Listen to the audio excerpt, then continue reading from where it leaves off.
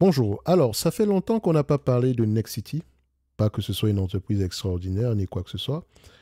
C'est juste que par le biais de Nexity, je vais pouvoir, ça me permet de vous montrer à peu près comment est-ce que vous pouvez mieux étudier la dette en utilisant l'IA, de manière générale. Déjà, quantitativement, qu'est-ce qui se passe? Alors, ce qu'on fait, je vous encourage déjà pour ceux qui viennent juste d'arriver ou bien qui n'ont pas encore récupéré le prompt en description de la vidéo, il est juste là. Tout ce que vous avez à faire, c'est suivre le lien, mettre l'adresse courriel et vous l'aurez jusqu'au 31 du mois d'octobre. Ce n'est qu'un prompt, un prompt parmi tant d'autres. Parce qu'aujourd'hui, ce que je vais vous présenter ici, vous n'y avez pas accès, sauf si vous rentrez dans le top premium à partir du mois de novembre.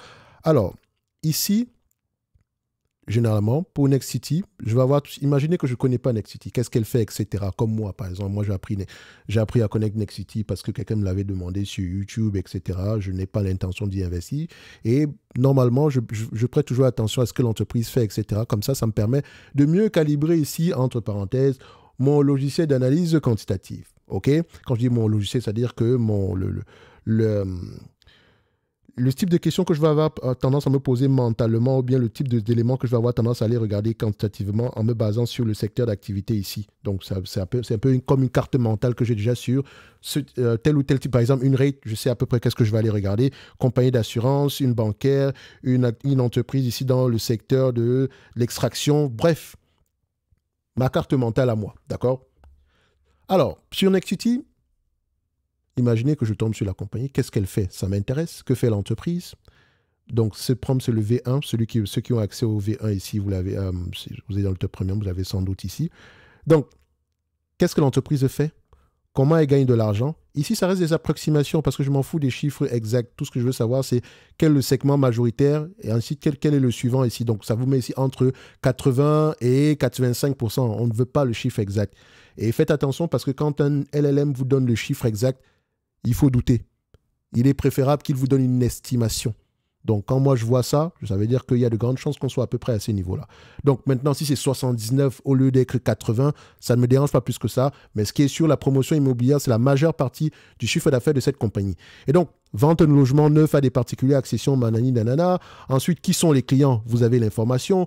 Où opère-t-elle majoritairement en France? La dynamique commerciale, quelle est la fréquence d'achat? L'achat immobilier est un acte rare et cyclique pour les clients particuliers, souvent réalisé une ou deux fois dans une vie. Pour les clients institutionnels, les transactions sont également ponctuelles et dépendent des stratégies d'investissement et des conditions de marché. Donc, j'apprends deux choses ici. Donc, on travaille avec les particuliers et les institutionnels. OK? Donc, je vais maintenant aller voir parmi ces deux différents clients-là, lesquels sont majoritaires. OK? Parce que les institutionnels ont tendance à être moins, je ne dirais pas moins cycliques, parce que tout ça reste cyclique de manière générale, ont tendance à être plus stables par rapport aux particuliers. Donc les premiers à fuir le marché, c'est peut-être généralement les particuliers. OK, avant les institutionnels. Donc ici, on dit également que les revenus sont issus de services, les revenus issus de services sont, quant à eux, plus récurrents. Est-ce que c'est faux? Je ne pense pas. Peuvent-ils augmenter les prix? Vous avez l'information. Que se passe-t-il en cas de récession? Vous avez l'information. Maintenant, quelle est la phase d'investissement? Enfin, quelle est la phase par rapport au cycle de vie de cette entreprise? On se retrouve à quelle phase? Ici, on mentionne qu'on se retrouve en phase 6, sûrement en période de déclin. Et en période de déclin, qu'est-ce qu'il est préférable d'utiliser? Soit la valeur des actifs nets ou bien la valeur de liquidation. Mais attention ici, ce type d'entreprise, je sais particulièrement que c'est un business qui est cyclique. Et donc, sur les entreprises cycliques, parfois, quand vous allez faire la demande à un LLM, il aura tendance à vous donner soit, si on est en bas de cycle, ou bien si le cycle est baissé présentement, on sera soit en phase 5 ou en phase 6. OK? Et donc ici, je sais qu'il va falloir normaliser les résultats. Et quand il me dit valeur de liquidation pour faire le moins d'erreurs possible, ça veut dire ici qu'il est préférable que je m'intéresse au tangible book value de manière générale. Même si je pense que l'entreprise ici ne va pas avoir tendance à être liquidée. Après, il vous explique pourquoi la méthodologie en question. Qu'est-ce qu'il faut éviter? Le price to earning, sans normalisation. D'accord? La valeur d'entreprise sur le revenu, sans normalisation, même s'il ne le précise pas. C'est l'interprétation qu'il faut faire ici. Et vous avez à peu près les différentes explications, etc. Bref, ça, c'est la partie un peu plus en profondeur. Après la checklist. La checklist, c'est première information. Deuxième information, c'est celle-ci qui va un tout petit peu plus en profondeur, qui vous explique également quel type de métrique vous devez utiliser par rapport à telle ou telle évaluation. Donc, vous n'allez pas attendre le PER, une évaluation par les multiples basée sur le PER sur une entreprise en hyper croissance. par exemple. Et quand vous n'allez pas utiliser le PER, donc une évaluation par les multiples sur une entreprise qui est en phase de déclin. Et quand on dit déclin, vraiment une entité où les bénéfices, le secteur d'activité est en train de mourir littéralement. OK? Donc faites attention. Donc ici, ce prompt-là me permet de répondre à ces questions. Vous avez, voilà, mettez pause, lisez-le, etc. Je sais que je vais rapidement. Voilà, pour les autres ici, vous pouvez l'avoir. Et ceux qui ont le prompt, vous pouvez généralement le lancer ici. Enfin, ceux qui ont le prompt sont dans le top premium. Vous pouvez généralement le lancer directement ici et voir à peu près quel est le résultat qu'il vous donne. OK? La finalité ici sera simple. Si je le lance sur le prompt, celui que vous avez, la checklist, il me dira sans doute que ce n'est pas une entreprise. Il ne serait pas intéressant d'investir sur cette compagnie en date d'aujourd'hui. Enfin, il ne serait pas intéressant de s'y intéresser, pas d'investir, de s'y intéresser en date d'aujourd'hui, qualitativement parlant, pas quantitativement, parce qu'il n'a pas vocation ici à vous dire quoi acheter ou pas. Donc, ça c'est le premier. Le deuxième ici, avant d'arriver au deuxième, parlons de la dette. Parce que Nexity, en fait, c'est surtout le niveau d'endettement. C'est un business qui est cyclique. Si on fait le tour d'horizon ici, de manière générale, vous avez revenu et en décroissance. C'est normal qu'il vous mentionne qu'en phase 6, on est plutôt en décroissance. Et il vous l'explique ici. Il vous dit, pourquoi est-ce que j'ai mis phase 6? Tout simplement parce que le résultat d'exploitation qui était de 2 millions en 2024 contre 246 millions en 2023. Il se base sur le rapport annuel. D'accord? Faites attention. Il ne prend pas les 12 derniers mois, etc. Ce n'est pas plus grave que ça. Donc, ici, la croissance est revenue de moins 19% par rapport à la période précédente ici. Le retour sur capitaux, entre parenthèses, proposition de ne pas verser de dividendes au titre de l'exercice fiscal 2024. Est-ce que c'est faux? On voit ici que le dernier dividende a été versé en 2023, donc en 2024, il n'y en avait pas. En 2025, il n'y en aura pas. Donc, on vient de gagner du temps à ce niveau-ci. OK? Alors, maintenant, au niveau de la dette, parce que c'est de ça dont je voulais parler en date d'aujourd'hui. Dette nette sur EBITDA, c'est aux alentours de 13 fois l'EBITDA. Et pourquoi est-ce que la dette nette est élevée? Tout simplement parce que l'EBITDA est en berne, comme vous pouvez le voir ici. L'EBITDA est même presque négatif sur les 12 derniers mois. OK? Si on le prend ici de manière... Voilà, c'est presque négatif. Donc, ça va très, très mal pour cette compagnie. Donc, c'est-à-dire qu'ici, les informations vont devoir être ajustées. Bref, à ce niveau-ci, la raison pour laquelle nous avons ce chiffre, c'est tout simplement parce que l'EBITDA diminue. Et vu que c'est le numérateur, si le dénominateur reste stable et que le numérateur... excusez-moi. Si le numérateur c'est la dette nette, net dette. Si le numérateur reste stable et que le dénominateur diminue, mathématique de base, le ratio va avoir tendance à être de plus en plus élevé.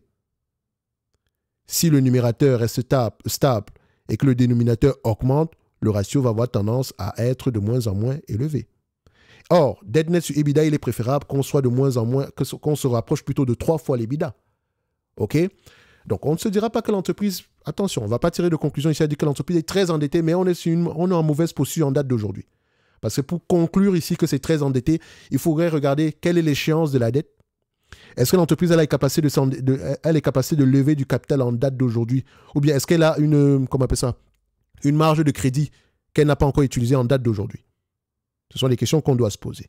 Et donc, vous voyez ici que pour ce genre d'entreprise, je ne sais pas quand est-ce que le cycle va redémarrer, donc il faut que je sois le plus prudent possible. Idéalement, je vous aurais dit ceci, pour évaluer cette compagnie, j'aurais normalisé les résultats. Je me dis, OK, aujourd'hui, on ne rapporte pas d'argent, ça c'est vrai. Donc, j'aurais préféré prendre les cash flow opérationnels, cash from operation, voilà, qui sont plutôt stables ici. Et donc, quand moi, je vois les cash flow opérationnels qui sont stables et que l'EBITDA est négatif ou bien très peu élevé par rapport au cash flow opérationnel, il y a quelque chose qui se passe au niveau de la dépréciation. Il y a peut-être ici une charge non financière ici élevée. Et donc, il faudrait faire attention ici. Donc, le cash flow opérationnel me donne une information différente. Donc, ce qui sous-entend qu'en réalité, le ratio dette nette sur EBITDA pourrait être moins élevé que ça. Je sais, c'est l'habitude par rapport à l'interprétation. Si vous ne voyez, si vous ne comprenez pas, revenez en arrière, mettez au ralenti et essayez de prendre les différents ratios ici et voir à peu près où est-ce que je veux en venir. Si je prends la marge ici, enfin, excusez-moi, la moyenne sur les 10 dernières années, c'est 253 millions. Après, vous pouvez mettre 250 millions d'euros. Quand je prends 253, multiplié par combien? Cash flow opérationnel, combien de fois les bénéfices, le price to cash flow opérationnel? Je suis dit au niveau de l'évaluation, ne vous inquiétez pas. Price to cash flow, on est ici. Malheureusement, on n'a pas ceux des 12 des prochains mois. Donc, je vais prendre la moyenne ici. Très souvent, si je prends les 20 dernières années, on est à peu près à 7 fois les cash flows opérationnels, mais techniquement, je pense qu'on sera à peu près aux alentours des 10 fois les cash flows opérationnels. OK? Donc, je pense à 10 fois, je ne me trompe pas trop. Pour ce genre d'industrie-là. Donc, je sais pourquoi est-ce que je prends 10 fois les cash flows opérationnels. Je ne vais pas prendre... Après, si vous êtes très conservateur, mettez-les à 6 fois, si vous voulez. D'accord? Mais je préfère les prendre à 10 fois, les cash flows opérationnels. Une entreprise cyclique, c'est généralement 10 fois les cash flows opérationnels. Donc, à 10, ça fait 2 milliards 530. Moins la dette nette. OK? On aura une information. Moins la dette nette, à peu près 1 milliard 600 de dette nette. Moins 1 milliard 600. Puis, voilà. Ça donne 930 divisé par le nombre d'actions en date d'aujourd'hui. Enfin, sur cet agrégateur, c'est 56 millions d'actions. Moi, j'arrondis. Pas besoin de précision. Ça donne à peu près 16 $ l'action. 16 € l'action. OK? Normalisation des cash flows opérationnels. 10 fois les cash flows opérationnels. 16 $, moins la dette nette, ça donne 16 $ l'action. Parce que si vous prenez 6 fois les cash flows opérationnels multiplié à 253, vous enlevez la dette nette. En fait, si vous enlevez la dette, il ne reste plus que rien, ça vaut 0. Ce qui, selon moi, n'est pas réaliste. OK? Donc, premier niveau, ça sera 17 € l'action. Ensuite, si on prend dette nette sur EBITDA, non. Si on prend ici les actifs tangibles nets, vu que c'est une entreprise en décroissance, entre parenthèses, c'est un business cyclique ici, il est préférable d'utiliser le tangible book value. Et donc ici, ou bien la valeur de liquidation. Ici, la valeur de liquidation ici, c'est... On peut apporter des nuances par rapport au tangible book value ici, mais disons que ça va se rapprocher du tangible book value. Parce que si on parle de liquidation, ça veut dire ici que les actifs, on doit les ajuster. Par exemple, s'il y a de l'inventaire ne se vend pas pour un. Donc, si l'inventaire est écrit ici à 100 $, ce n'est pas forcément 100 $ qu'on va récupérer. Peut-être qu'on va récupérer 60 $ ou 50. OK? Donc, ce qui va réduire ici le tangible book value de manière générale parce que dans le tangible book value, vous avez l'inventaire, etc. Mais on n'est pas au niveau de la liquidation ici. Donc, on prend ici le tangible book value sur les 10 dernières années. Enfin, pas sur les... Bon, vous pouvez prendre ici sur les 10 dernières années. Je n'ai pas pris de médiane. Je prends surtout le chiffre en date d'aujourd'hui et j'essaie de regarder s'il est plutôt stable. Donc, on est aux alentours des 9 € par là, ce qui est plutôt proche du prix actuel. Donc, il y a de fortes chances qu'on paye cette compagnie-ci à un prix qui se rapproche des actifs tangibles nets. Et ces actifs tangibles nets-là peuvent avoir une valeur bien plus élevée que ce qui est tantôt mentionné ici. Et donc, pour moi, ça peut être intéressant de commencer de commencer à regarder en profondeur une entreprise comme Nexity. Donc, ça fait plutôt plusieurs mois ici qu'on reste à ces niveaux-là, ce qui sous-entend pour les techniciens qu'on est à peu près à un niveau assez fort. OK? Parce que le cycle tôt ou tard va avoir tendance à redémarrer. Et la deuxième chose que je voulais vous montrer, c'est la dette. Ça, c'est un autre prompt qui n'est présentement pas encore disponible pour ceux qui sont dans le top premium Infinity. Je suis encore en train de le calibrer. Mais déjà, vous pouvez voir ceci. Date de contexte, 17 octobre 2025, cette analyse évalue la qualité de crédit de la structure de dette globale de Nexity, dont un des principaux promoteurs immobiliers intégrés en France. Donc, le modèle économique de Nexity est centré sur le développement et la vente d'actifs, donc cycle court et BFR élevé. Est-ce que c'est faux? Est-ce que c'est faux? Ceux qui connaissent cette compagnie. Et non sur la détention d'actifs pour des revenus locatifs. OK? Peut-être pas sur la majorité du business ici, parce qu'il me semble qu'elle avait à peu près des actifs immobiliers, les trucs étudiants, un truc comme ça. Peut-être qu'elle les a revendus. Je n'en sais strictement rien, mais c'est toujours à aller vérifier. Maintenant, il vous mentionne que l'évaluation va se rapporter essentiellement ici sur la solvabilité de la dette non garantie de premier rang. D'accord? Il faut faire attention parce qu'il mentionne ici que la dette non garantie est considérée comme pari passu avec les autres obligations non garanties, donc comme égales. Donc, il ne va pas faire de différence entre la dette la dette non garantie, la dette garantie. D'accord? Or, les deux n'ont pas... la nuance est parfois importante. Donc, ici, ça va être un tout petit peu générique pour faciliter l'analyse. Parce que de toutes les façons, ça reste une estimation de manière globale. Donc, excusez-moi, je ne l'ai pas encore mis en français ici. Financial policy. La politique financière de Nexity est intrinsèquement liée au cycle du marché immobilier. Est-ce que c'est faux? Le level financier mesuré par le ratio dette nette sur fonds propres et dette nette sur excédent de but d'exploitation est élevé et a augmenté en raison de la baisse de la demande et de l'augmentation des stocks. Est-ce que c'est faux? Donc, la société a lancé un plan stratégique, imagine 2026. Donc, faisons juste ça. Imagine 2026. Voilà, Imagine 2026. Et je mets à côté Nexity. Peut-être que le plan n'est plus en place si on a changé de PDG ou ce genre de choses-là, mais c'est toujours aller vérifier. D'accord? Donc, Imagine 2026, etc. Est-ce qu'il est toujours... n'a pas convaincu les investisseurs. Ça date de 2022, etc. Imagine 2026 ici en... Juste pour voir s'il a encore d'actualité. Hein. Donc, parce qu'il faut aller double vérifier l'information. D'accord? Parce qu'ici, j'ai des informations de 2026, de 2022. La date est de 2022. Maintenant, est-ce que nous avons un nouveau plan?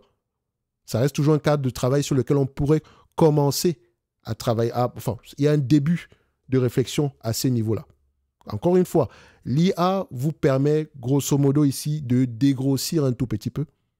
OK? Et maintenant, vous allez avoir tendance à affiner cette information-là. Pour les plus malins, pour ceux qui acceptent, ce que je fais généralement ici, c'est ceci. Certes, le prompt, il va être lancé sur Gemini, mais je vais prendre la réponse, je vais sur ChatGPT, je lui demande de faire une vérification factuelle. Et il vous donnera les éléments sur lesquels, factuellement, il y a des doutes et où, selon lui, tout est correct par rapport aux informations actuelles. Très souvent, vous allez tomber sur un ratio de 80%, surtout si vous lui demandez de noter. C'est pour ça que je dis, ce prompt-ci, il vous donne 80% de bonnes réponses, comme la plupart des prompts de manière générale. Dès le moment où il est supérieur à 50%, c'est bon. Et quand je dis 50-50, parce qu'il y en a un autre qui va un peu plus en profondeur, mais avec des chiffres bruts, je découvre ici que plus je lui demande d'être précis sur les chiffres, moins intéressant le prompt devient. D'accord? Bref, ensuite vous avez l'exposition au marché, vous avez à peu près ici la gestion du besoin en fonds de roulement est un facteur de crédit essentiel. Donc l'accumulation des stocks invendus, logements achevés ou en construction consomme la trésorerie et augmente l'endettement. Donc je vous laisse aller voir ça ici. Est-ce que c'est faux? Pour ceux qui connaissent cette compagnie. Alors, il vous fait une sorte d'analyse comparative ici et il vous donne une note de manière générale. La note, elle est ici. Ce sera une note de CQ1, d'accord? Et CQ1, ça correspond à quoi? Parce qu'il y a un glossaire.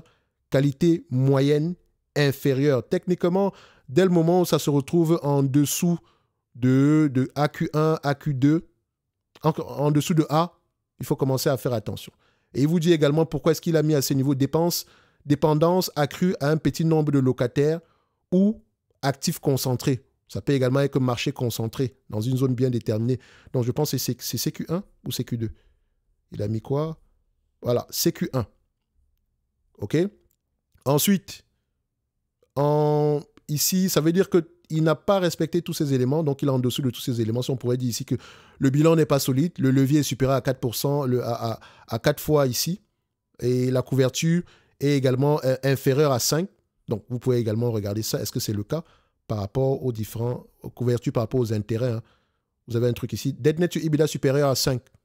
C'est vrai ou faux? C'est vrai. La dette nette sur EBITDA est supérieure à 5. Et quand c'est supérieur à 5, c'est dangereux. OK?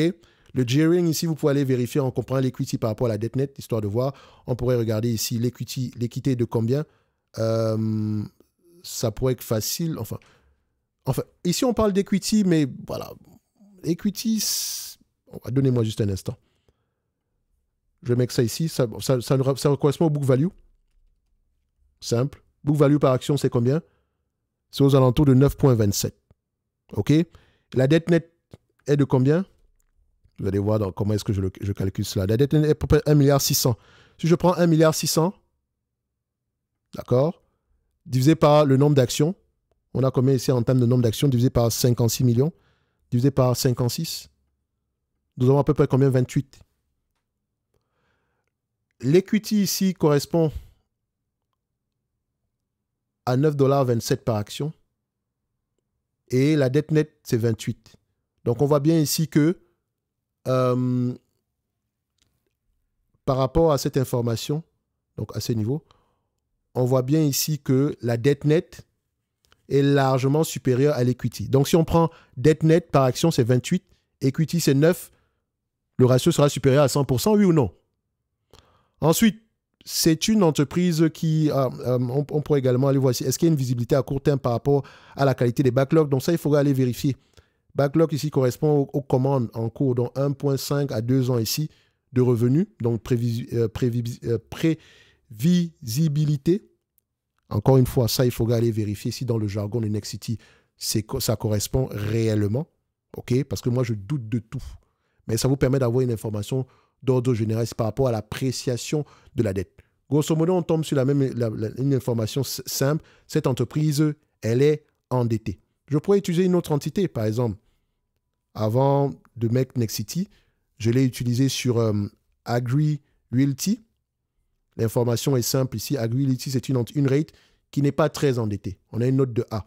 Prenons Agri Realty ici. On vient là. ADC. Donc, c'est une note. Et ça, c'est une rate. Donc, et sur les rates, vous savez que c'est très important le niveau d'endettement, la note, l'accès au crédit. Donc, ici, on sera à peu près BBB+, ce qui n'est pas mal pour ce type de rate-là. OK? Est-ce qu'on a essayé autre chose ici plus haut? On avait quoi? J'ai pris une rate qui était endettée. Voilà. Medical Property Trust. Tout le monde sait qu'elle est endettée.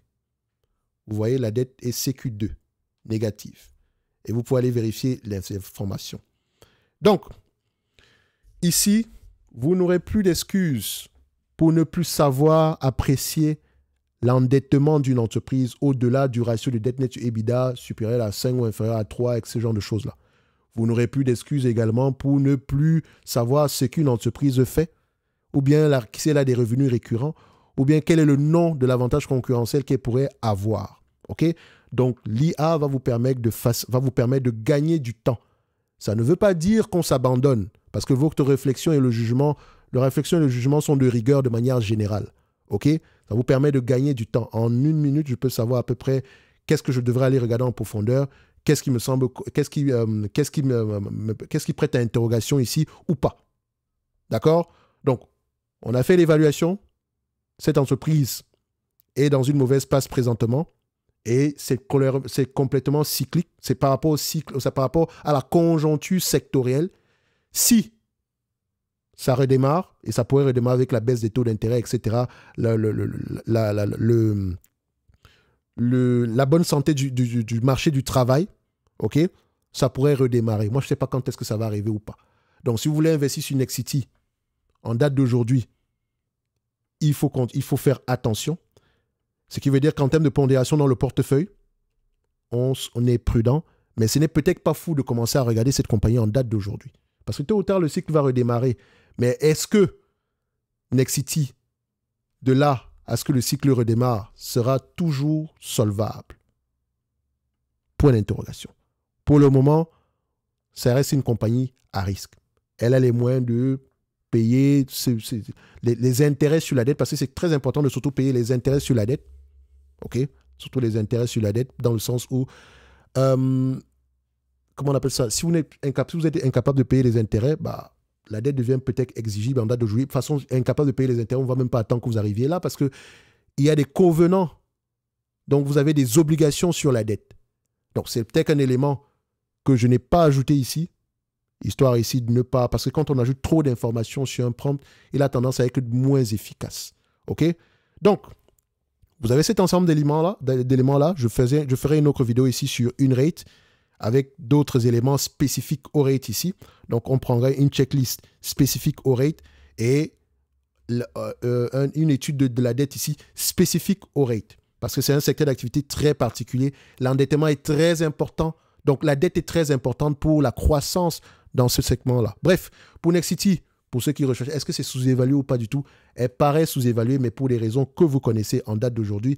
La dette, c'est le gros point noir d'interrogation en date d'aujourd'hui. Oui, c'est gérable pour le moment, mais il faut que le cycle redémarre. Quand est-ce que le cycle va redémarrer? C'est le gros point d'interrogation. Ce qui veut dire ici que si tu veux t'intéresser à cette compagnie-là, ça va être une question de pondération dans le portefeuille aujourd'hui. OK? Ceci n'est que mon avis et non un conseil d'investissement. Comme d'habitude, je me réserve pleinement le droit de me tromper. L'IA reste un assistant et je ne délègue pas mon raisonnement à l'IA. Toutes les informations qu'il a tantôt mentionnées, je dois faire une double vérification de moi-même, tirer mes propres conclusions. Maintenant, en description de cette vidéo, si vous avez un prompt qui n'est pas identique à ceci, bien sûr, mais que vous allez pouvoir utiliser jusqu'au 31 du mois d'octobre qui répond déjà à certaines questions par rapport à cette compagnie-ci. Malheureusement, sur cette vidéo, si je n'ai pas envie de prendre le temps ici d'aller regarder ça, etc., je vous encourage à aller le faire de vous-même ici, histoire d'avoir à peu près, de savoir si Nexity pourrait... qu'est-ce qu'il raconte par rapport à Nexity. OK? Profitez-en. Il reste à peu près quelques jours avant le 31 du mois d'octobre. Si tu regardes cette vidéo après le 31 du mois d'octobre, bah, rendez-vous au prochain Top Premium, au prochain lancement. D'accord? Donc, laissez-moi savoir en commentaire ceux qui ont du Nexity. Qu'est-ce que vous en pensez en date d'aujourd'hui? Ceux qui ont utilisé le prompt sur Nexity également, laissez-nous savoir en commentaire qu'est-ce qu'ils nous mentionnent. Et sinon, pour les autres, pour moi ici, du point de vue dividende, etc., c'était une bonne décision de couper le dividende. Je pense que je l'avais déjà mentionné bien avant, même qu'on le coupe, dans le sens où ça serait une bonne chose pour l'entreprise de couper et de maximiser ici le... Comment on appelle ça? De maximiser ici le remboursement de la dette plutôt que le versement d'un quelconque dividende, bien le rachat d'actions. OK? Bref, un like, un abonnement, un commentaire, ça fait toujours plaisir. On se donne rendez-vous sur la prochaine vidéo. N'oubliez pas, la fenêtre du Top Premium Infinity ouvre à partir du 1er du mois de novembre 2025. Merci, au revoir.